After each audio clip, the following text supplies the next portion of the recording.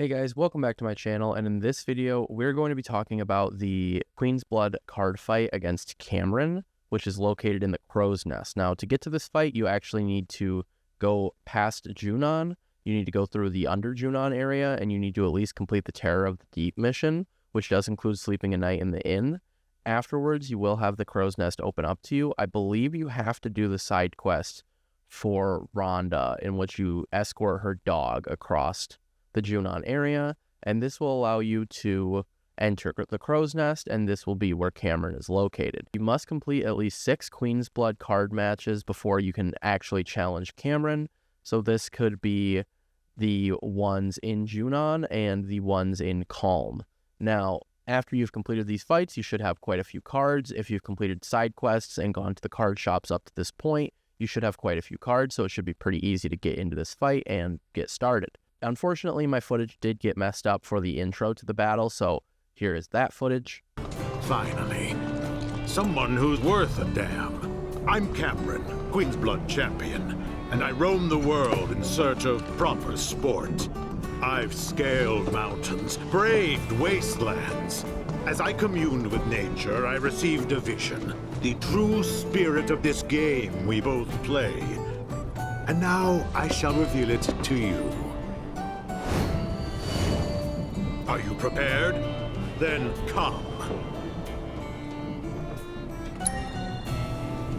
Now we get into the battle. Now, first here is my deck, and the deck it's pretty good. I put it together myself. It's not one of the pre-built decks. It's mostly built around the Chocobo and Moogle card, which allows you to accentuate the battle bonuses that you receive from Zemzalet and Cactar and stuff like that. So it should get those numbers up higher in the left side of the battlefield, and this should allow you to build up a lot quicker, as long as you watch out for, obviously, the enemy cards, which I guess is kind of a very simple concept, but bigger number equal bigger win. So in addition to that, you also have the Capper Wire card, which is good for taking out some of your own cards if you want to place better ones there if you get them later on, as well as taking out enemy cards that are just there simply to take up space. So you can take out those enemy cards and replace them with your own, and altogether the deck has a very aggressive, synergistic feel.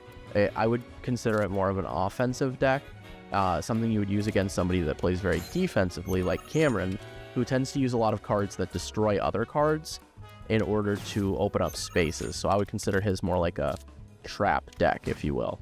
Now, I'm wondering if the games are going to be more difficult in New Game Plus. I guess we'll see when we get there, or hard mode, or whatever they're calling it this year. Hopefully the card games get a little bit more complicated. I'm hoping it just lets you keep your cards and every enemy has like an upgraded deck, but who knows? I mean, other than people that are already at that point. The strategy was simple. The goal was just to outplay and think ahead, because when you start, you're ahead because you get to place cards first, but technically your enemy's ahead because they get to react first. So it depends on how you look at it. In my eyes, I want to be the one that is acting and reacting at the same time. So not only is my card a statement, it is also an answer to a question. So the strategy was to start off with the Chocobo and Moogle support, and I went for taking down some of his cards that were in good spots, using stuff like Death Wheel and the Capper Wires. It becomes more strategy and less brute force around the level 4 area, which is around the area that you're going to see in Under Junon and with the Crow's Nest area with the 3 battles there.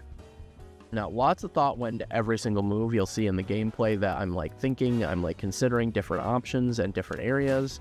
And trying to cover space with guys who won't just get destroyed was pretty hard in this fight. And a lot of my moves also were uncharacteristically lucky, such as when I unlocked the Capper Wire when it was added to my deck, and especially for power differences at the end, because the cards I kept getting were just perfect for the situations I was in.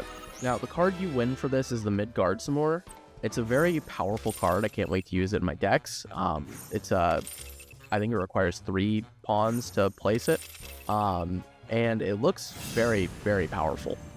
And it tends to build up power with the deletion of allied and enemy cards. So you could build a deck around this, and I think there actually is a pre-built deck that's built around the Midgard some more card. For this, there is a cutscene that plays, and it's very important, so I'll shut up for that, and here you guys go.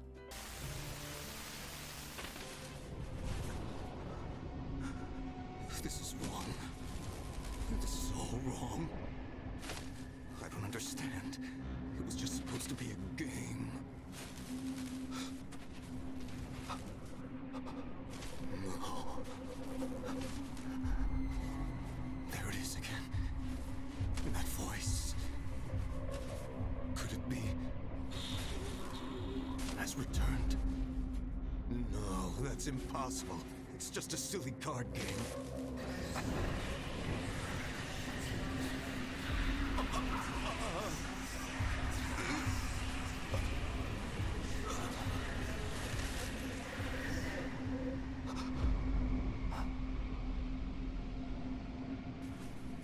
Oh God.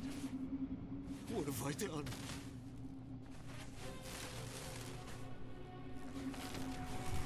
I have to tell them.